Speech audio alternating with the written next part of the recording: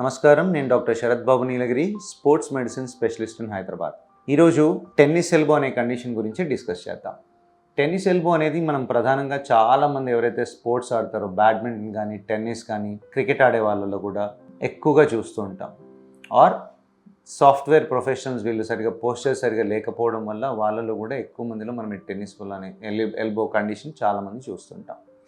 ఏంటి ఈ tennis elbow అంటే టెన్నిస్ ఎల్బోని ఇంకొకటి టర్మినాలజీ ఏమంటారంటే లాటరల్ ఎపికాండైలైటిస్. లాటరల్ ఎపికాండైలైటిస్ అంటే ఈ ఎల్బోలో మనకి బయట వైపు ఉండే ఎముక ఏదైతే మనం పాల్పేట్ ఫీల్ అవుతామో దాన్ని లాటరల్ ఎపికాండైల్ అంటాం. అది ఈ ఆర్మ్ బోన్లో ఒక పార్ట్ అన్నమాట. ఈ లాటరల్ ఎపికాండైల్ దగ్గర మనకి ఇప్పుడు ఈ రిస్ట్ని ఇలా చూసామంటే రిస్ట్ పైకనడానికి, ఫింగర్స్ పైకనడానికి ఏవైతే కండరాలు ఉపయోగపడతాయో అవన్నీ ఇక్కడ నుండి ఆరిజినేట్ అవుతాయి అన్నమాట.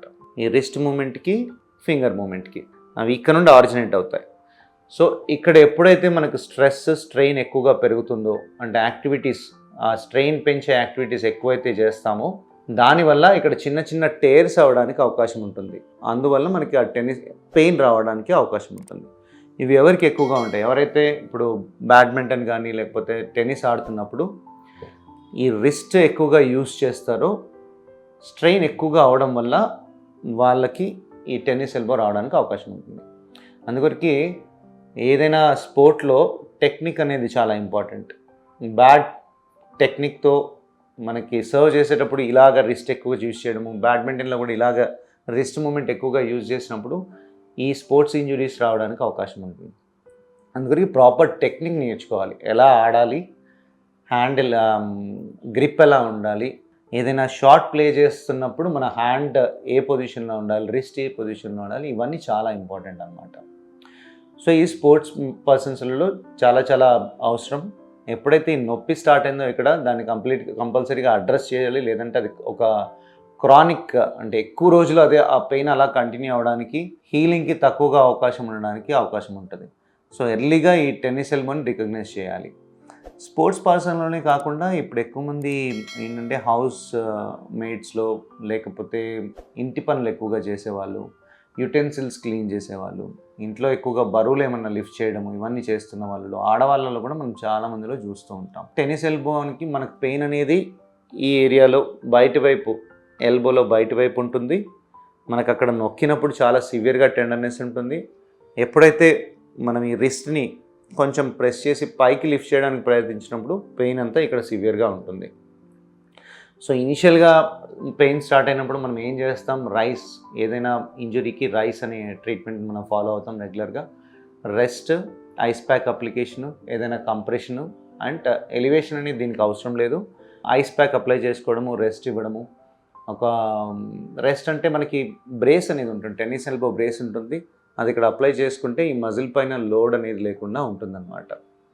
సో నెక్స్ట్ ట్రీట్మెంట్ ఏంటి అంటే ఈ టెన్నిస్ ఎల్బోకి ఫిజియోథెరపీ కూడా మనకి హెల్ప్ అవుతుంది. ఫిజియోథెరపీలో అల్ట్రాసౌండ్ థెరపీ నొప్పి తగ్గడానికి అండ్ ఇక్కడ ఈ ఏదైతే చిన్న చిన్న టేర్స్ ఉన్నాయో అవన్నీ హీల్ అవ్వడానికి అల్ట్రాసౌండ్ థెరపీ చేసుకుంటూ నొప్పి తగ్గిన తర్వాత రెగ్యులర్గా ఎక్సర్సైజెస్ చేసుకోవడము చాలా అవసరం. సో కొంతమంది స్పోర్ట్స్ పర్సన్స్లో ఏంటంటే ఇది ఒక క్రానిక్ ఇష్యూ లాగా అయిపోతుంది అన్నమాట.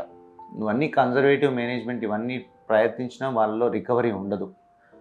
వాళ్ళలో ఏంటంటే కొంతమందిలో సివియారిటీ ఎక్కువ ఉన్న వాళ్ళలో ఇమ్మీడియట్ పెయిన్ రిలీఫ్ కోసం చాలామంది స్టెరాయిడ్ ఇంజెక్షన్స్ ఇస్తూ ఉంటారు.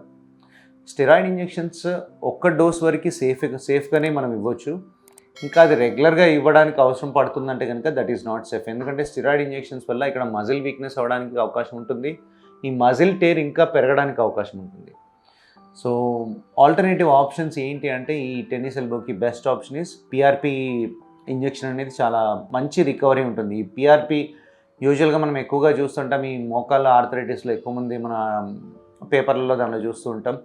మోకాల్లో ఎక్కువగా పనిచేసినా లేకున్నా కానీ పిఆర్పి స్టడీస్ ఇవన్నీ ఈ టెన్నిస్ ఎల్బోకి అయితే చాలా మంచి స్టడీస్, సపోర్టివ్ స్టడీస్ ఉన్నాయి. ఈ టెన్నిస్ ఎల్బో ట్రీట్మెంట్ రికవరీ అనేది చాలా బాగా ఉంటుంది ఈ పిఆర్పి ఇంజెక్షన్స్ వల్ల. సో ఈ టెన్నిస్ ఎల్బోని ఎర్లీగా మనం డిటెక్ట్ చేసుకుని ఫిజియోథెరపీ అండ్ అవసరం ఉంటే ఈ పిఆర్పి ఇంజెక్షన్స్ చేసుకోవడం వల్ల కంప్లీట్గా రికవరీ అయ్యే అవకాశం ఉంటుంది. Thank you.